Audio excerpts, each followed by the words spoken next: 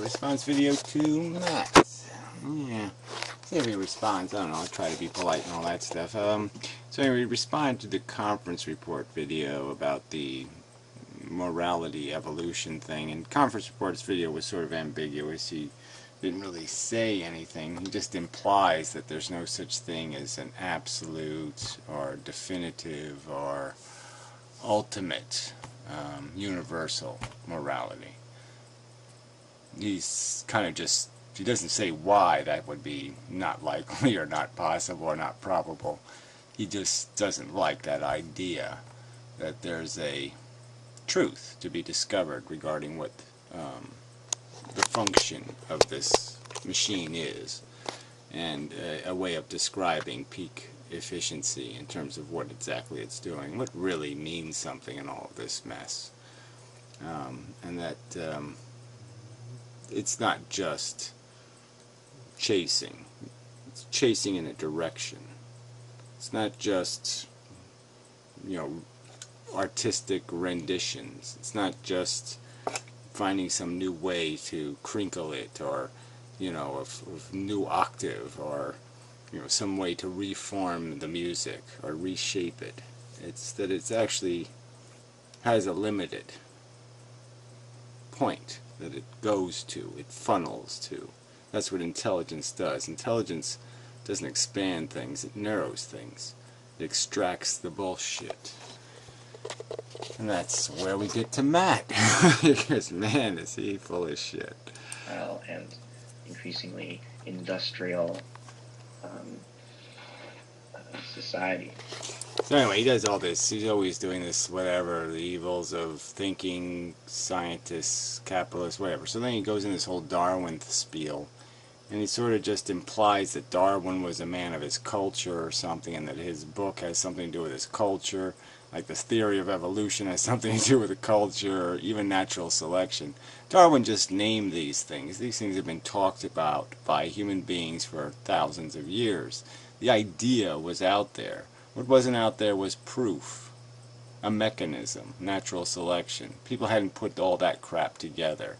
And that's all Darwin did. He took the pieces that were already there, and he just put them together with a nice little pile of evidence. So Darwin wasn't just looking at nature through this pure, you know, a or non-cultural lens. He was caught up in a particular cultural milieu that led him to observe nature as, you know, red tooth and claw. I mean, it's just such a bogus accusation to make. I mean, the guy, if there's anybody who we called a little bit disciplined, it would be Darwin. And you can see the evolution of his conclusions, even the way he wrote the book. I mean, you can see his aversion to these realizations about just how, you know, insidious elements of this game are. You know, maybe I'll edit this video. So I saw tadpoles today, and there were like 10 zillion of them. I never saw them so thick in one puddle of water. They were just so thick.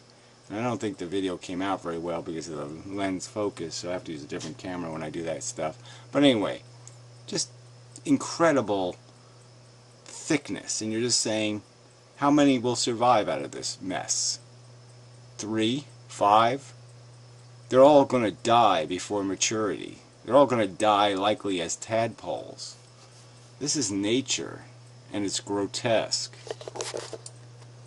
As a sort of competitive struggle for existence with a sort of fixed background environment of natural conditions, which would then passively...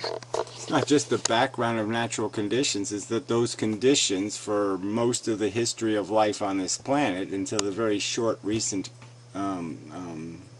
time, have just been conditions of competition. That's it. Toolkits, weapons, sharper, longer teeth, bigger, stronger muscles, faster swimming fins. All the mechanisms have been to make something more efficient at extracting energy from the other players. Period. That's been the game. And even our intelligence, we got it because of its weapon uses. It was first a war weapon. That's what it was for. Okay? So when you feel a little bit weird about it, I could give you an example of some sort of kind of technology. If religion came out of warfare, if religion was a byproduct of warfare, maybe you wouldn't be so comfortable with, you know, religion. Maybe it smelled a little bit of the taint to it or something, right? But that's where we got our intelligence from. It was a war weapon. Select the organisms that happen to be most fit, sort of on accident. So we have to look at Darwin's theory of evolution in a cultural context, right?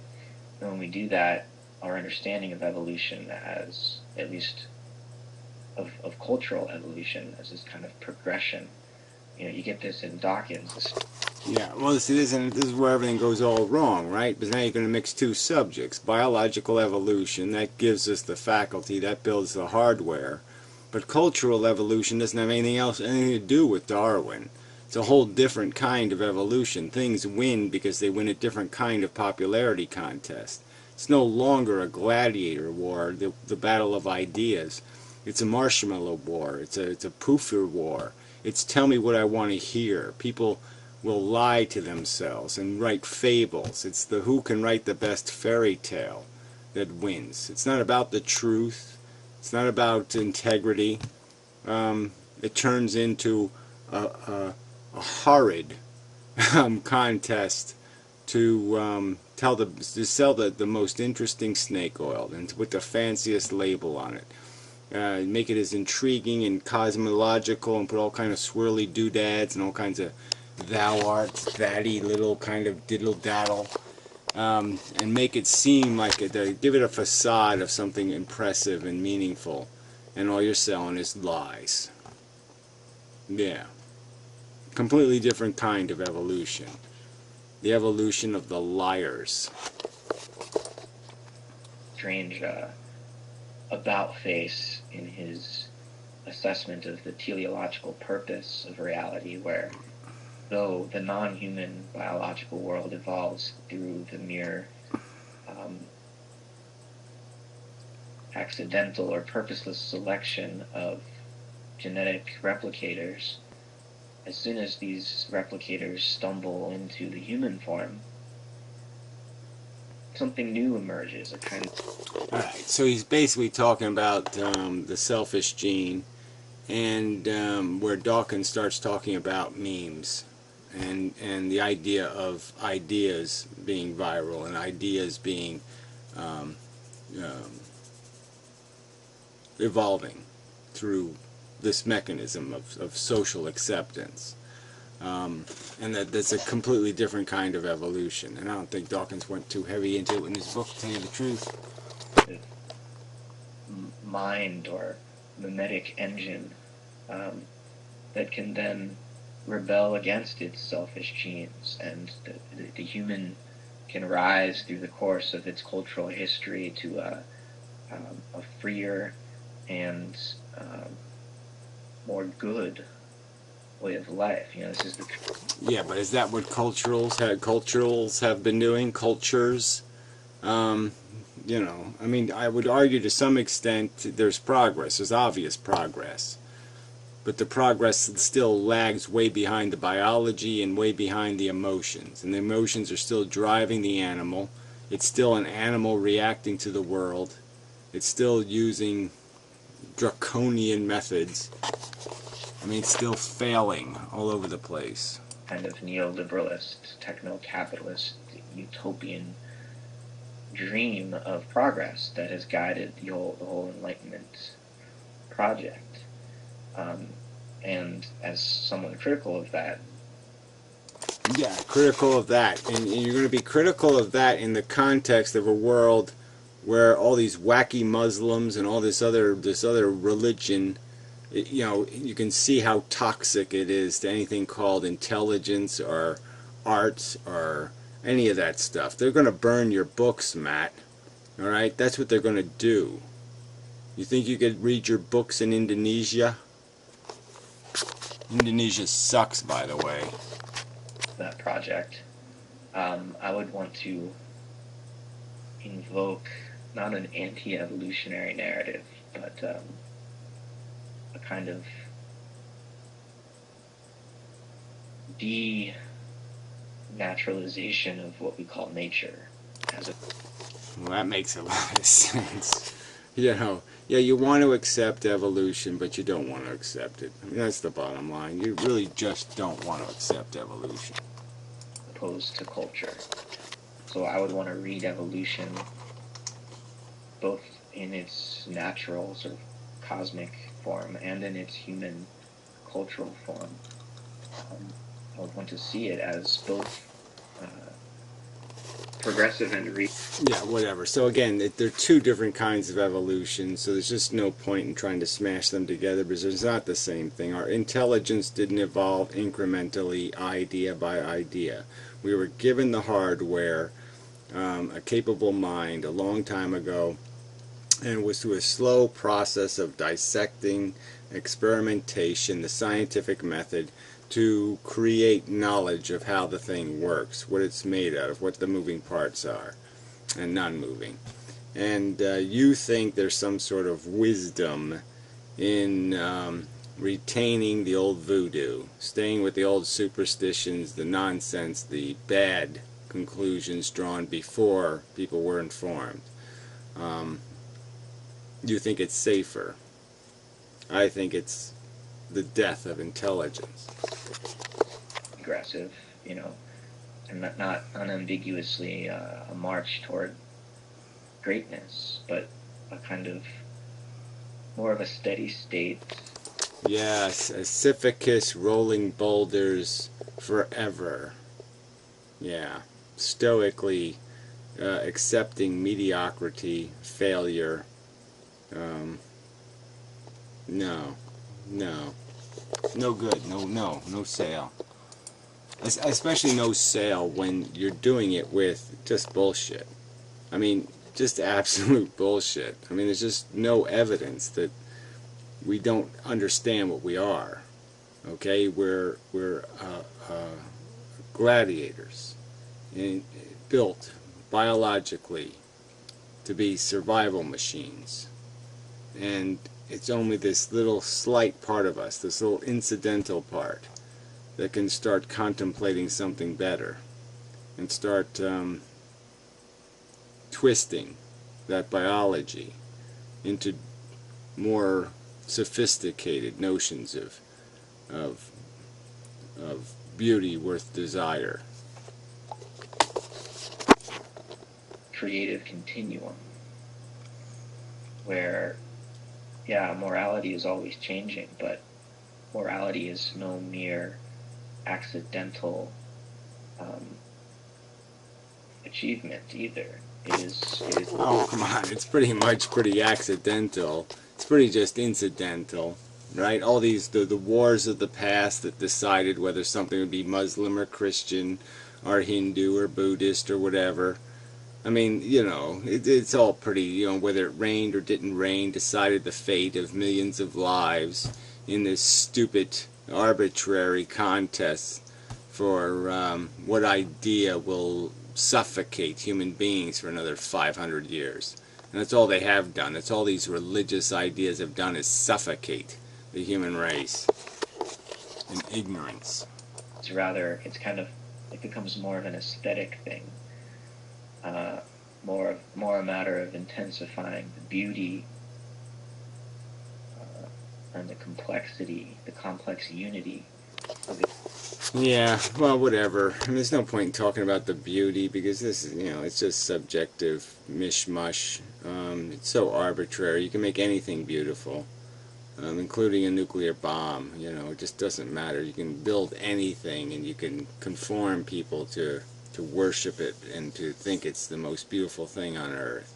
It's all just subjective programming. So that doesn't go anywhere. Experience and existence than it is an attempt to master it, to transcend it and overcome it. Yeah, well, there's no transcending or overcoming, without acknowledging. And you're saying that there's something you're going to you're going to transcend it without acknowledging, or acknowledging in some sort of made-up fashion where you say there's some other ingredient and yet the ingredient was never put in the mix. You're saying there's a diamond in the ring and there's no evidence of the diamond. So I think when we talk about morality, we can think of it either in terms of a kind of self-mastery, which is therefore also a mastery over the other, an enslavement of the other, or we could think of morality maybe more integrally, that such that it doesn't begin with the self and my desire to protect myself, or my sense of duty to protect the other. Rather, we can have an Well, whatever. I mean, you know, these are the question of what really has value, right? The harm you extract from somebody, or the gratification in achievement, in being goal-oriented, ambition, personal ego ambitions. So when you're going to get into all this other talk and all this whatever, I mean, aren't you just, again, you're just talking around what we already know. We know this psychology mechanism. We know this ego mechanism. We know these mechanisms that are controlling human behavior. And we know, even in pop culture, you have the Vulcan messages, all right, that there's no rational math in this personal I'm important and the consequences aren't. The consequences are important. What it costs to provide you oxygen to breathe is relevant. You have to deal with that. It's a moral question. It's not just about whether you have a right to not to believe in a God. I mean, I guess this is a moral question for idiot humans. I mean, it shouldn't even be on the list of things to argue about, is whether somebody as an individual has a right not to believe. I mean, it's almost hilarious to even say that this is a moral issue. No, this is even close to a moral issue. that begins with the other, with the incompleteness of the self and the sort of brokenness when taken as a separate individual. In that ethics is coming to understand that to heal the brokenness of the self, relationships with others are necessary, and that it is. Yeah, well, I think that's all kind of just bogus. You know, you can live a very internal life. Howard Hughes did. Lots of people have done it. People went off because society was too stupid, culture was too idiotic, and they became mountain men. They ran away from being with people because people were retarded. So it's a doable. So again, you're just talking for them, for the pop culture. You're just talking for the defending, in a sense, a kind of Borg or Big Brother. Because it exists, it should exist. And it's some alternative capacity to glean your peace of mind. Shouldn't be maybe perhaps the one emphasized. I could even argue from the Buddha perspective that it's better to have individuals that can find their satisfaction without having to manufacture it in the real world. They can find it internally. Only really through cultivating those relationships that a sense of self can come to emerge. Well, says you. Like I said, I just don't think there's any evidence to any of that psychobabble bullshit. So rather than talking about subjective or objective morality, we could talk about... No, what we ought to talk about is whether we're going to leave it subject to opinion or whether we believe there's a universal, absolute truth to our existence, and that there is an ultimate smart description of what the friggin' function is, how the machine works. There's such a thing as a perfect automobile, and there's such a thing as a perfect description of what a consciousness should be conformed to be to glean the most gratification for the least suffering, or some other description of the economics. But it's there. And it's certainly there in, it might even be there in more than one form based on what premises you want to establish as the truth of the matter. But those intelligent statements, whether you say beauty has real value or whether it's just a contrived, projected value, either way, a complete intelligence, an objective, which is complete, which is absolute, right? I mean, isn't objective basically stating here it's a complete perspective? It's got everything in the picture, and it's not polluted by some sort of bias. Self-directed versus other-directed, moralities. I don't know. This whole other thing is just so queer.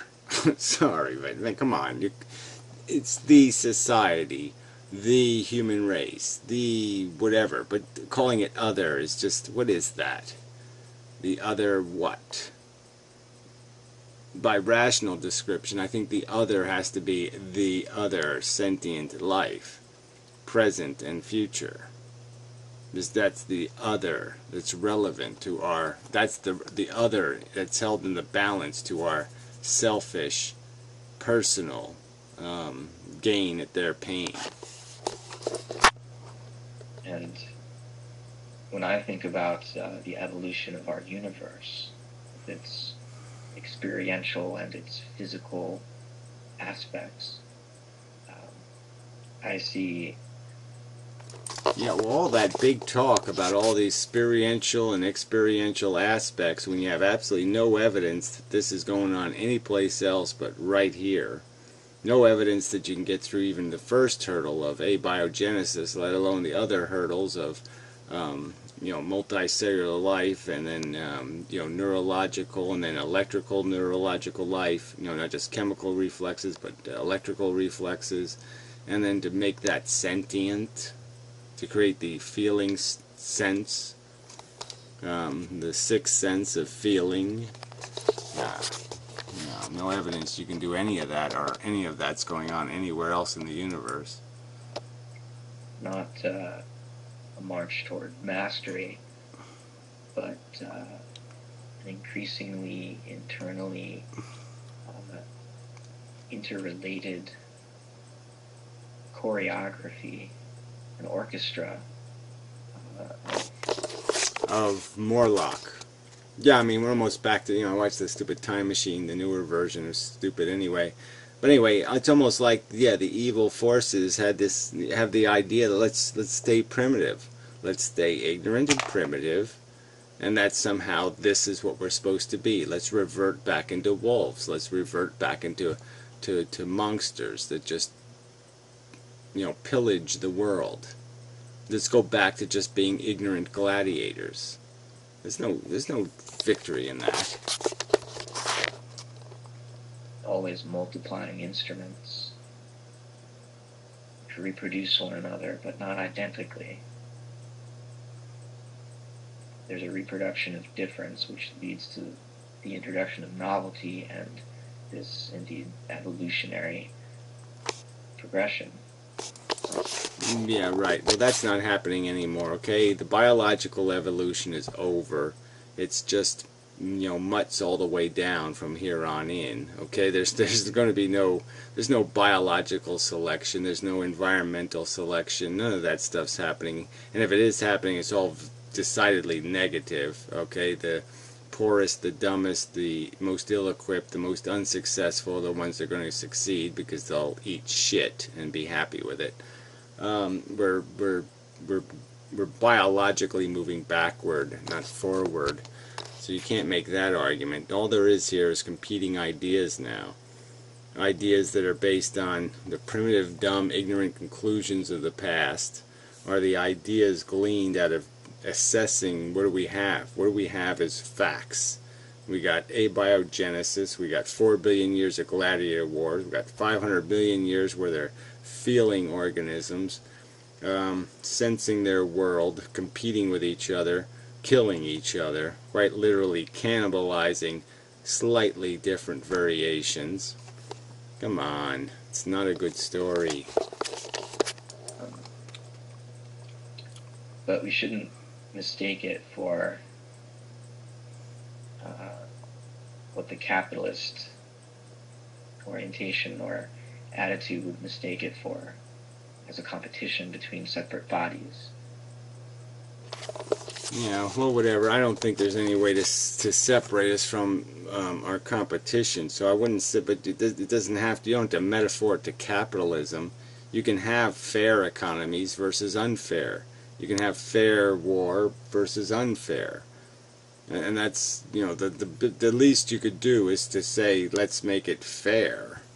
But this idea that you're going to get rid of competition is kind of loopy, because we are just competitive by nature. That's the function. That's what we play the game for our ego. We don't play you can't. You can extend your empathy, you can extend your sympathy, you can extend your compassion into the world, but you're never going to turn them into things as strong as your own personal ego. And those things only really have value in your psychology when your ego makes you guilty, or makes you, forces you as an honor code to live up to some sort of responsibility to those things. But you can never feel them like you're going to feel your own desire. It's much more a mutually indwelling co-relation, or cooperation between internally related bodies. In other words, bodies with souls, not each their own, but shared souls, group souls. Yeah, well, again, this is all just nothing, right? I can't make anything out of that, right? You don't got any evidence of group souls, shared souls, any of this kind of... That's not what's happening here. We're individual computers running individual software, and yes, some of the programs are similar. Some of the programs I'm running are similar to programs you're running in terms of my conceptions, my insights, my feelings, my emotions. We'll have some in a common basket. But we're not sharing them at the same time or through each other's eyes directly. So, come on, let's not get woo-woo here. Soul is a communal thing, right? Just as knowing the good is something that we discover together, never simply objectively, but also not subjectively. So, there's some meandering thoughts on morality for you. Yeah, well, yeah, kind of not a big finish there. Way too meandering. The subject is, there's a truth. Are we trying to find it, or are we not trying to find it? You want the truth. You don't find it by going back 1,000 years and saying, gee, tell me a story. You find it by looking at the evidence and trying to make something out of it.